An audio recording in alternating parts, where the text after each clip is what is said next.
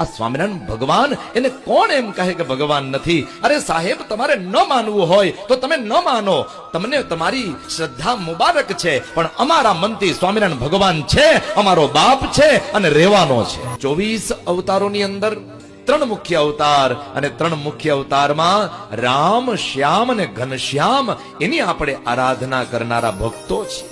ઘણા લોકો એમ કહે છે કે અમે સ્વામિનારાયણ ભગવાનને અવતાર ન માનીએ, અમે તો એને ભગવાન પણ ન માનીએ. જુઓ, એક વાત તમને વ્યાસપીઠ ઉપરથી બેઠા બેઠા બોલું અને તમને જણાવું, કોઈ આપણા ઈષ્ટદેવને ભગવાન માને કે ન માને એનાથી આપણને કોઈ મતલબ નથી, પણ આપણા માટે આપણો ઈષ્ટદેવ, આપણો ભગવાન છે, એ ક્યારેય જીવનમાંથી જવું ન જોઈએ.